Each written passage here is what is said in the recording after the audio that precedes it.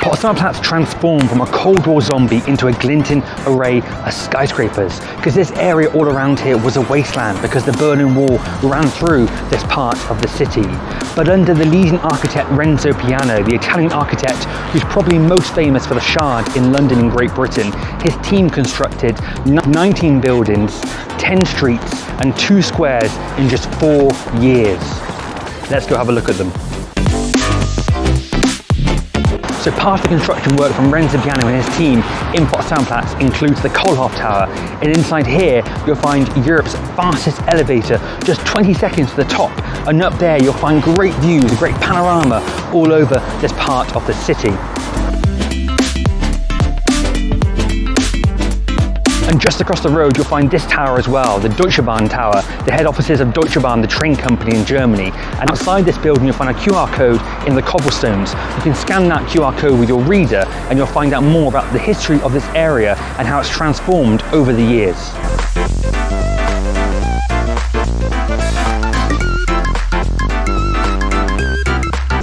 So the Berlin Wall ran through this part of the city, and this was actually the widest part of the death strip. Now the Berlin Wall was 2 walls, an outer wall facing the west and an inner wall facing the east, and in between became known as the death strip, an area of land designed with all sorts of horrible things to stop you crossing from one side to the other. And this part of the Berlin Wall was the widest part of the death strip. So when the wall came down in 1989, this area was a wasteland because the Berlin Wall had run through here.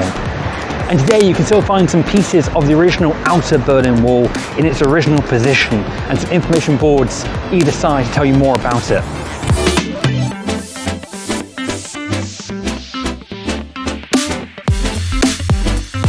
Tucked away in Potsdamer Platz you'll find these pieces of the original Berlin Wall still in their original position when the Berlin Wall ran through Potsdamer Platz. And behind that you'll find this pavilion, and this is from Korea, and it showcases how their people also want Korea to be one country again. A bit like Berlin being divided by East and West, you have North and South Korea, and so the Korean people sent this over to show they also want their people to come together for reunification. If you came down to Potsdamer Platz in the 1920s, it was incredibly busy in this part of the city.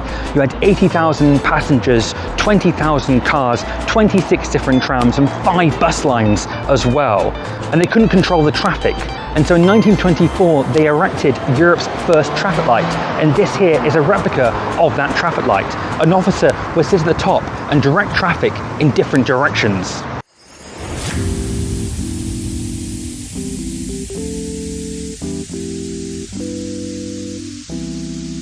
So behind me is this red carpet. It's the Boulevard of the Stars. Many TV and film stars from Germany's history are located along this red carpet.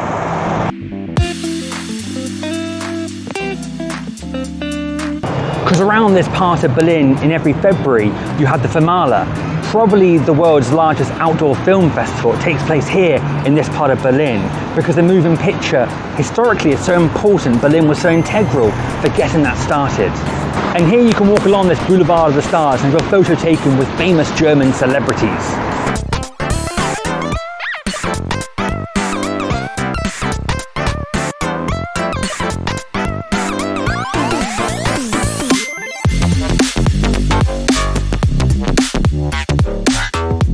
And here at Potsdamer Platz you can find this sculpture, this piece of art here by Keith Haring.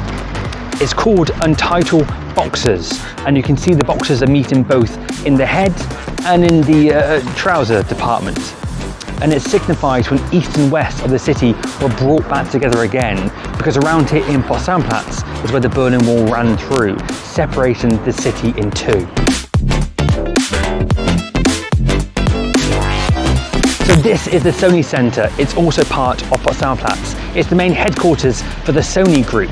They apparently chose this location because it's so close to the Philharmonie, the home of the Berlin Philharmonic Orchestra.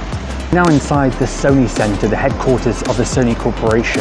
And inside here it's full of restaurants, apartments, offices, shops, There's also a cinema that shows films in English as well inside here. And the roof at night time lights up different colours at night, so a great place to come in the evening. Parts of the hotel where Kaiser Wilhelm II had his infamous and exclusive gentlemen's club have been preserved inside the Sony Center structure. You can see this glass casing here designed to protect it. It was actually moved a few meters from its original position when the Sony Center was erected in the 1990s.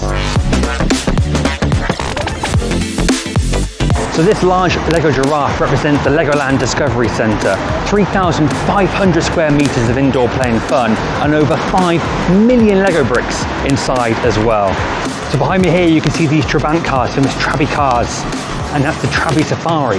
You can drive those cars around Berlin in a convoy. In the front car is a tour guide, and through the radio they'll tell the history of Berlin as you drive around in those little cars. 2 words of warning though if you're tempted to try that experience in Berlin.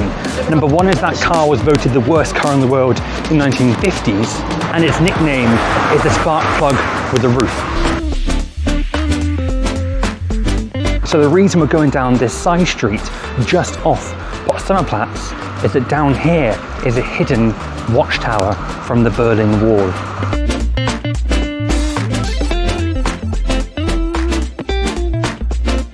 Potsdamer Platz is a great example of how Berlin has transformed itself over the years. This was the place to be in the roaring 1920s, but then you had the Second World War, and then you had the Cold War. The Berlin Wall came up in this part of the city, then the Berlin Wall came down again, and so Berlin has been rebuilding this part of the city to this incredible array of glinting skyscrapers.